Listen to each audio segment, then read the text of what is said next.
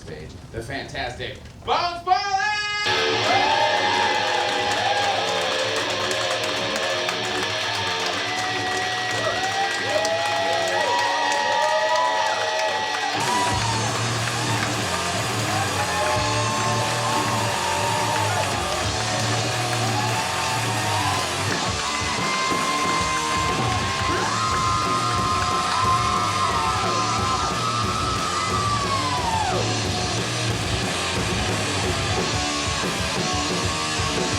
She's hunting for you. She'll pull you in.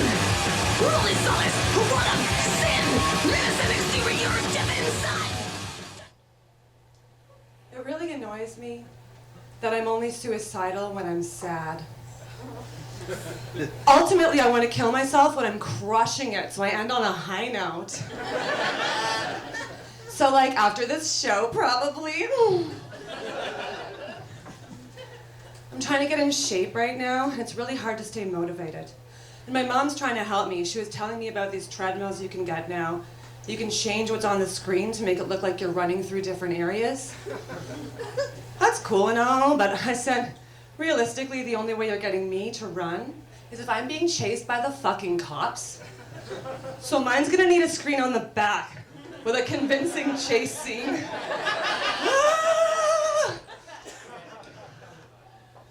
I did start cycling though, I did. And granted, it's largely because I got a DUI. But I have been cycling. And my friends are surprised to discover that I wear a helmet when I ride my bike. They say I don't strike them as the type. They say it doesn't fit my image. And I get that, but I just feel like my image looks a lot better with an intact head. Even if a helmet does mess up my perfect hair. I will address that my hair does look a lot like a calico cat who has been drunkenly attacked with a vat of Kool-Aid and a weed whacker. I know what I look like. So yeah, a helmet might mess this up, but I still think it's worth the safety. And yeah, it's important to look cool, but to look cool, I just smoke cigarettes. I'm only an occasional smoker though. I really only smoke when I drink. So I should probably stop drinking every day. I really don't smoke that much though. I have maybe like 5 a day. That's not that bad. Most smokers smoke a pack a day, right, on average? And I've heard it said that if you smoke a pack a day, there's a chance you'll die by 50. I only smoke a fifth of that. So I figure the math on this is you take that life expectancy and multiply it by 5, right?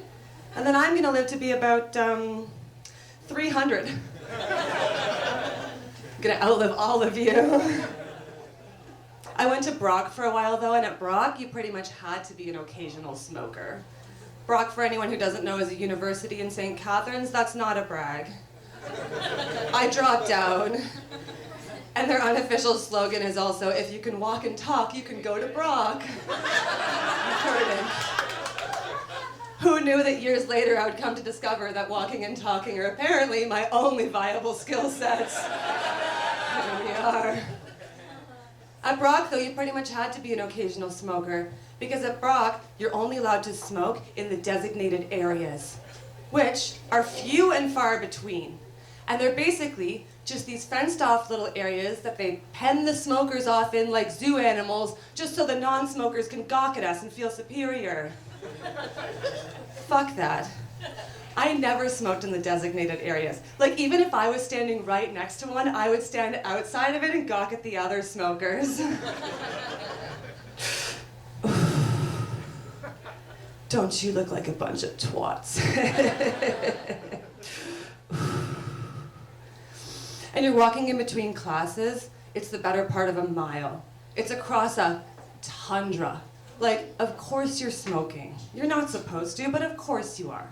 And maybe while you're at it, you're humming a few bars of Breaking the Law, you know, the Judas Priest song? You're like, breaking the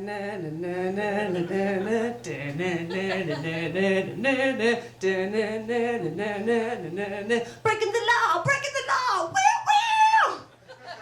Like maybe you're doing that, I don't know, maybe. I had a couple of friends who actually got busted and ticketed and fined for smoking outside of these designated areas. And I always felt like if that happened to me, I would just play dumb. I would be like, I'm in the middle of a big open field. I didn't realize I couldn't smoke here.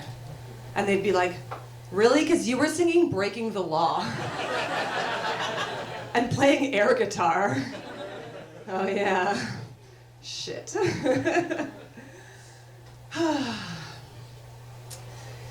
The only valid reason I can see for living with a romantic partner is that it's more or less socially acceptable to be a total bitch to the person you're dating. Less so to random roommates, right? You overhear couples bickering, you're like, yeah, couples do that. You hear someone being a dick to their roommate, you're like, buddy, calm down. So I just feel like if you're gonna be stuck living with anyone, it might as well be someone you can be a cunt to. So I'm single. I am. I'm single and I'm in my 30s, and I used to worry that the older I got, the harder it would be to be single. You know, I was watching all my friends pair off and I was worried that the dating pool was shrinking and that I'd get left behind. But it's all worked out just fine. I realized, first of all, just because I'm in my 30s doesn't mean I can't still fuck 20-year-olds. The divorce rate is also currently higher than it has ever been, and there is nothing like a good rebound fuck, am I right? These dudes are pounding me with more passion than they've given their sad wives in the last 20 years. And all I have to do to impress them is not be their sad wives.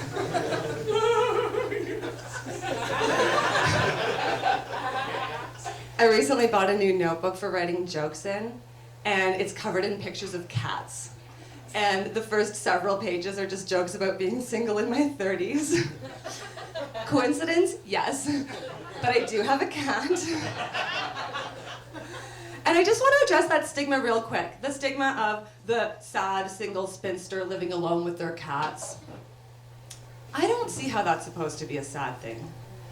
First of all, we're not living alone. We're with our cats.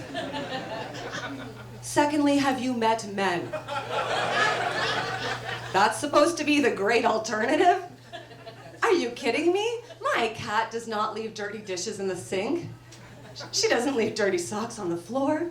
She doesn't attempt home renovation projects that she has no business even thinking about. I think the stigma of the sad single woman was actually just created by sad single men who are lonely and bitter that we have figured out we got the better deal. I do have to admit that everything I just accused men of, I'm guilty of. I do all of those things all of the time. I think what I'm really saying is I just don't need another me. Yeah.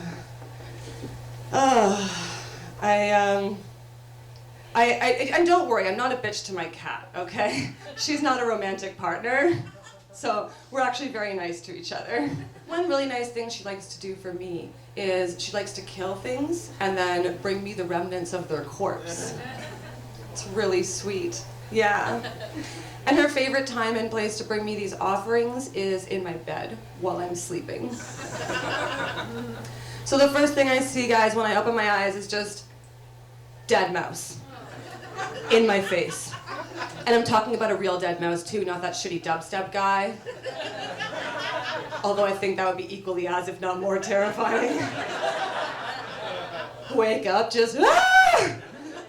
How drunk was I last night? He's still wearing that stupid mask. Who are we kidding, guys? I've had more regrettable hookups than dead mouse. I don't know what dead mouse looks like without his mask, so I'm always worried that one day I'll be doing that joke and he'll be in the crowd, just like, aww. Don't worry, dead mouse. I said I've had more regrettable hookups than you. And I have. I digress, though. It's a real dead mouse. And you can't freak out, right? Your first reaction, you want to just scream bloody murder, throw the mouse, the pillow, burn down the house. But your cat genuinely thinks it's doing something nice for you. You freak out, you're going to give your cat a complex, right? He's just like, hey, guy, I really appreciate that you feed me and you house me and you pick my poo out of that little box. I just wanted to repay the favor, bring you a little breakfast in bed. So you gotta pretend you like it. Just like, oh, thank you. It's like when you get a shitty sweater from your grandma at Christmas or something, right?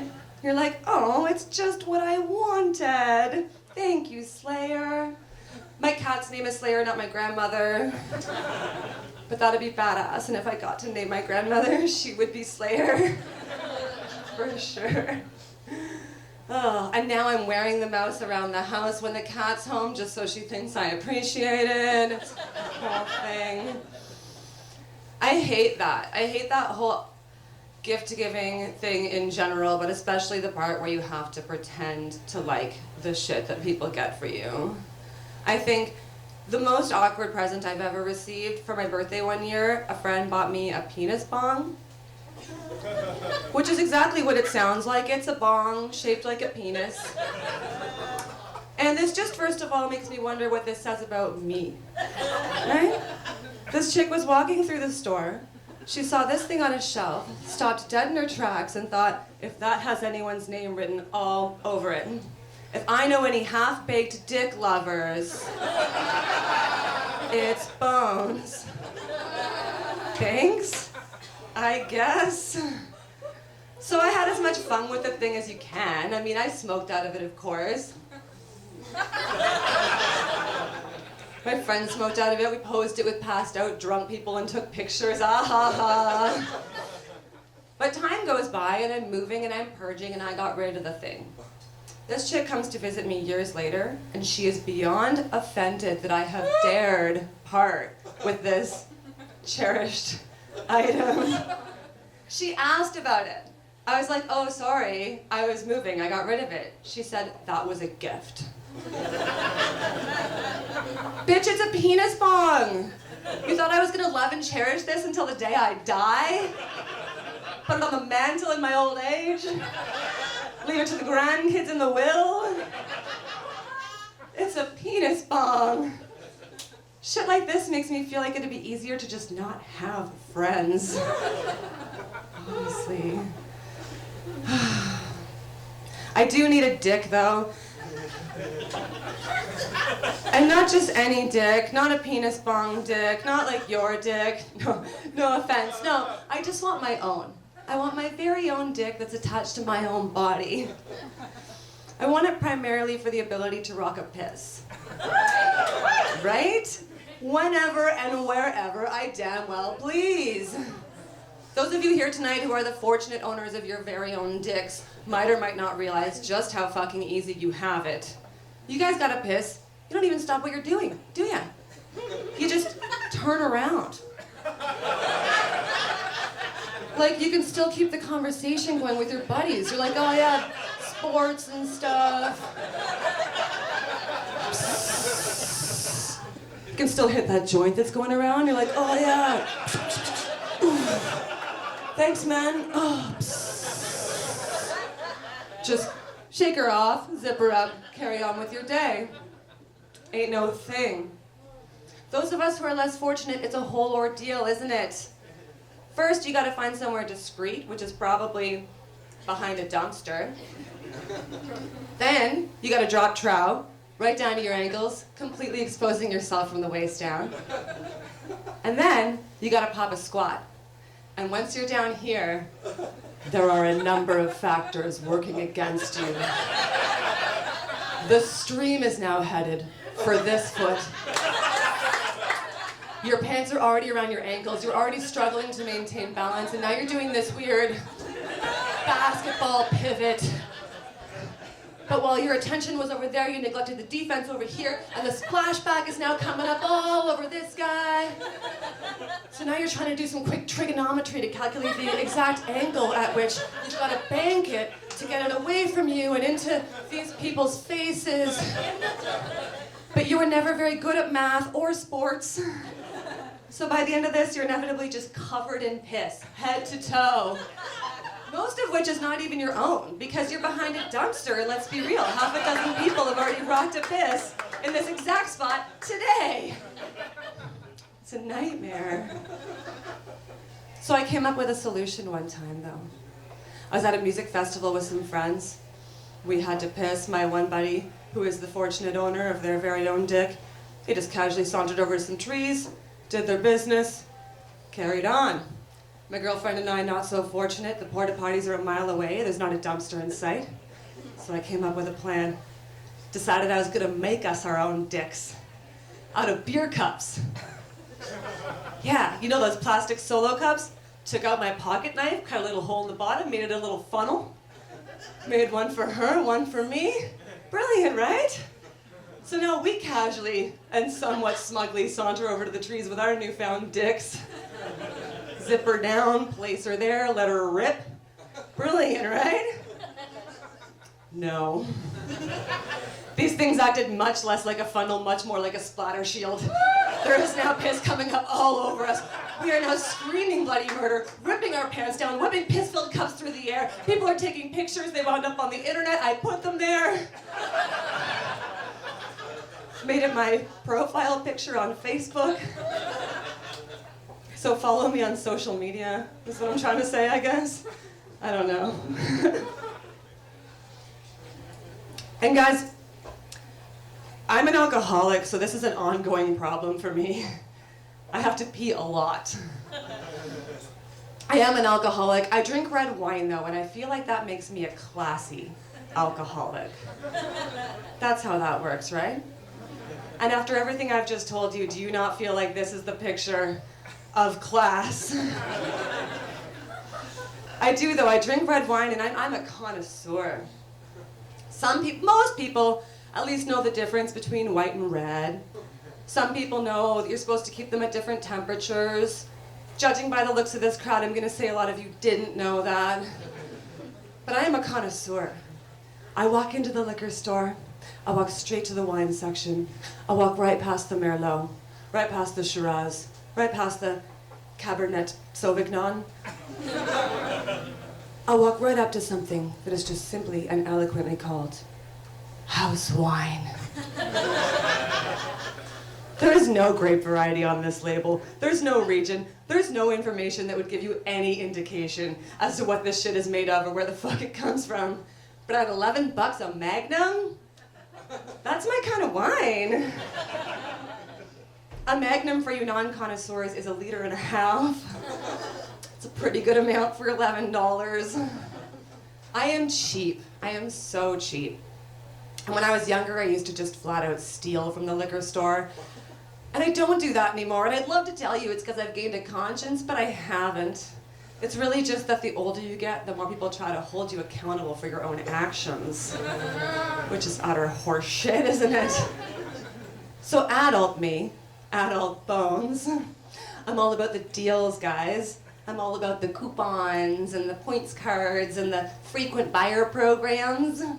I'm the kind of girl that'll walk into the liquor store intending to buy a 26er, but I'll go home with a 60-ouncer because there was bonus Aeroplan miles. Whatever, it saves me a trip. And gains me a trip. Buying liquor with your Air Miles card really puts a whole new meaning to the idea of drinking to escape. A lot of my friends play in bands, and a lot of bands for a while were sponsored by Jägermeister. So as a result, I have amassed quite the extensive personal collection of Jaeger swag. I have the Jägermeister boxers, the Jägermeister pajama pants, the Jägermeister t-shirt, the Jägermeister trucker hat. I have those blinky, flashy Jaeger raver lights, which I use for bicycle safety.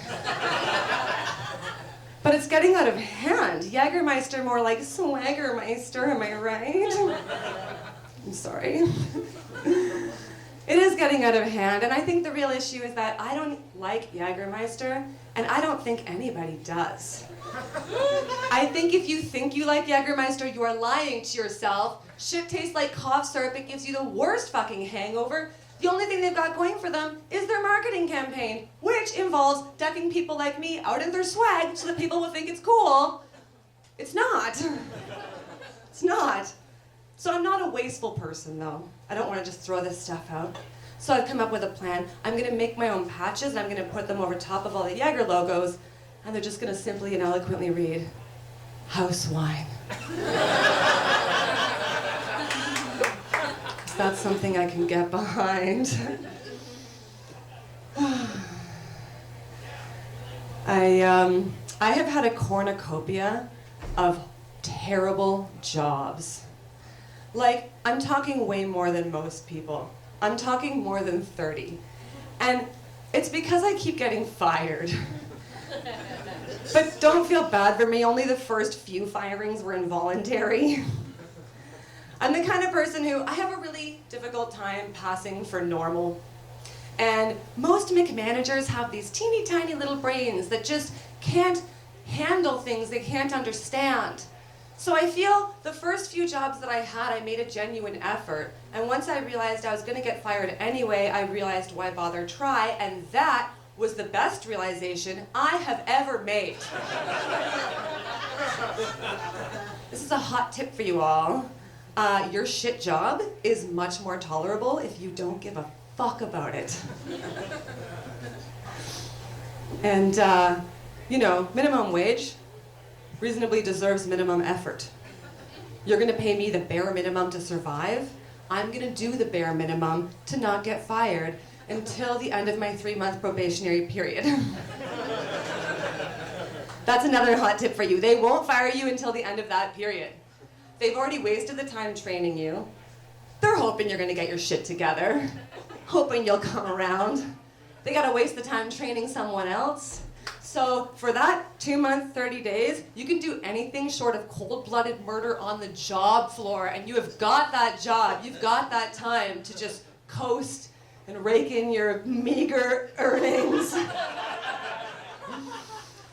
And then, when your time comes up, at that point, you're already tired of that job anyway. Now you get to move on to a new one. Right? That's a phrase I'm gonna coin right now. Get tired, get fired. Telling you guys you're not having enough fun at your shitty jobs. I have done it all. I worked at, I was a delivery guy at Pizza for a while. Used to get super baked, go into the kitchen. Again, I'm the delivery guy, not the cook. Go into the kitchen, I'm making the most ridiculous pizzas. I'm putting brownies on there, I'm putting gravy on there, I'm putting liquid nacho cheese, you name it. Going off, delivering it to my friends who didn't order it. Getting more baked, coming back. Where were you? Don't worry about it. Didn't get fired. Worked at Home Depot for a while. I used to just show up wasted, drive that little tow motor around, bumping into things. Wait for the buzz to wear off, and then go crawl into the garden section, find a nice little pile of mulch to take a nap in, wait for some confused customer to wake me up. Didn't get fired. I think my least favorite of all the shit jobs that I've had, though, has been the call centers. Has anybody done those? Yeah, they're the worst. And I've done a few of them now. The most recent one seemed at first like it was maybe gonna be a nice place to work. Because when you go to apply for the job there, this place has a gorgeous front entranceway. You walk into the lobby and there's these huge, beautiful glass doors. It's open, it's airy, there's plants. It actually looks like a lovely environment. You get hired, they're like, nah, you come in around the back, you come down a sketchy alley, you'll probably get mugged on your way in, you're gonna enter through a nondescript metal door, and that is the entrance to the windowless hellscape that is now your life. They tell us that in training. They ask if there's any questions. One guy's like, can we come in through the glass doors at the front? I will never forget her response. It was so dramatic. She says, the only time you're ever gonna see those glass doors is if you're never coming back. Okay, lady, calm down. Christ, I'll use the sketchy alley. So I've been working there for about 3 months, and I've been doing a terrible job. So I knew my time was coming.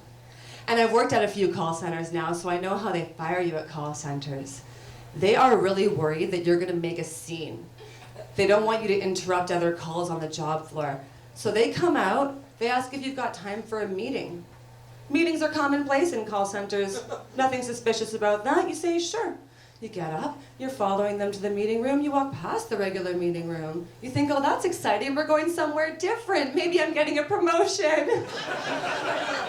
They take you to the new meeting room, which is conveniently right next to the exit, so that as soon as they fire you, they can kick your ass to the curb, don't even let you go back to your desk for your stuff, because they're worried you're gonna make a scene. So I know my time is coming. And this manager, who I could tell particularly had it in for me, comes to my desk and says, "Hey, you got time for a meeting?" "Oh, yeah, all the time in the world. I ain't doing shit." I'm following her. We go past the regular meeting room. And we're approaching the glass doors. And I just lost it. No! Not the glass doors! What am I gonna do? My life is meaningless without this hellhole! I interrupted every one of the 500 calls. Made everyone on the other end of the line think someone was getting murdered. They figured that person didn't take my advice because I had said everything but murder. But we get to the lobby, and this lady, she's one of those people who takes her shit job way too seriously. You know the type. She had taken it personally that I hadn't sacrificed enough of my soul to the corporate overlords. She'd been looking forward to firing me for months now. This was going to be the highlight of her whole week. She had a whole speech prepared. She starts launching into it. She's got a whole list of reasons why I'm failing as a customer service representative. I'm like, yeah, can we hurry this along? I'm getting fired, I get it.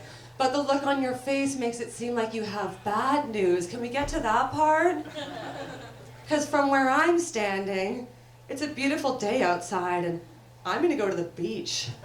You're gonna be stuck here. Oh, now I see why you're upset. That is a bummer. Well, sorry for your luck, but see ya. Oh, jeez. Telling you guys you're not having enough fun. Oh. I've been thinking about death a lot lately. And not because I'm single and very happy with my cat. No, I just have some really good death goals. You know, most people have life goals, right? Most people want the kids, the spouse, the career. I don't care about any of that stuff. I have death goals. I put them on Pinterest. It's unfortunate that a lot of my death goals are illegal, but I figure what better time to get busted breaking the law? I'll be dead. What are they gonna do? I would need some of my live friends to help me carry out a lot of these plans, so they'll have to not get caught. Except for the plans I have in which everybody dies, but for some reason it's still hard to get people on board. I don't know why. The first thing I really wanted to do, I wanted to have a Viking funeral. Does everyone know what that is? Some of you? Yeah, it's where you put the cadaver on a boat with all of their worldly possessions. You light it on fire, you send it off to sea. It's romantic. I found out those are illegal in Canada. I also found out why. Apparently the flames from the boat would not actually get hot enough to decimate the corpse. So what would happen is the boat would burn, the stuff would burn, and then a gnarled carcass would just wash up on shore for some kid to find. That just makes me want to do it more. I do have other plans though. I think it'd be sick to get taxidermied. Also illegal in Canada, and for no good reason that I can determine. Better still, I want to be taxidermied into the form of a functional object and then bequeath myself to someone in my will. I die, you inherit me, and I'm just a coat rack. Some executor shows up at your door. He's like, "Hi, do you remember Miss Bonez Poley? Yeah, I regret to inform you she has passed away, but she did leave you this." It's me, and I'm a bookshelf. You get that in my will, what are you gonna do? You can't exactly re-gift something like that. You're stuck with it. And you'd feel obligated to have it on display too. What are you gonna do? Shove that in your closet, put your dirty laundry on it? That's in your foyer. People come over, they're like, "Nice bookshelf." You're like, "Thanks, it's Bones." In 2 ways. Realistically, knowing my friends, it would just wind up being used as a sex doll. But I'm strangely okay with that. Ah, hell, I should probably just leave it to the grandkids. They'll have somewhere to put the penis bomb. Don't worry, I'm not actually having kids. That'd be terrifying. You just see me chasing them around the yard with a weed whacker. Come back here, skull chains. Mommy's gotta give you a haircut. No, I am not having kids, but I guess I do have one life goal. I would like to own a house someday, only so that I can leave it to someone in my will, with the stipulation that my taxidermied corpse has to be propped above the front doorway on a system of pulleys, so every time you open it, I come dangling in your face. You have to use that door too. All the other ones are boarded shut. So that's just your life. Every day you come home from work.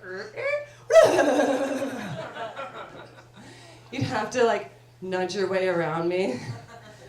Wait for the pulleys to slowly rig me back up. Just.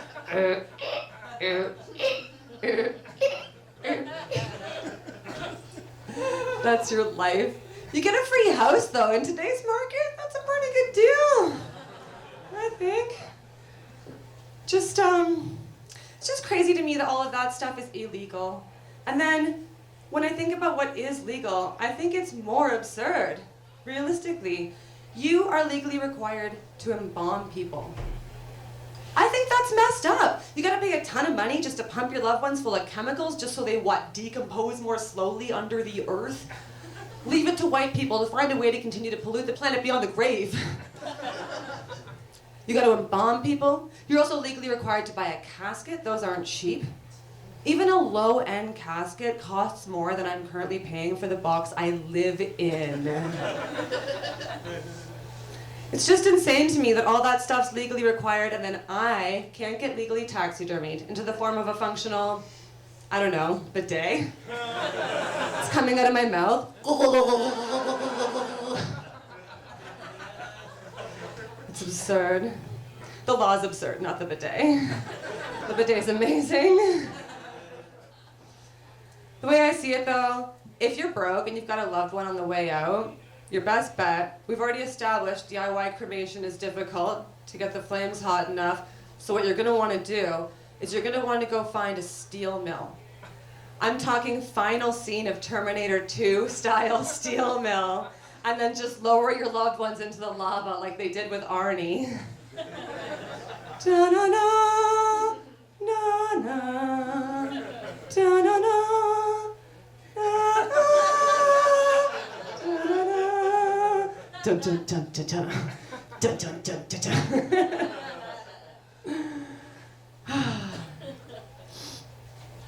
I was saying how, I have a hard time keeping a regular job just because I'm such a weirdo, and it makes sense that I landed in stand-up comedy.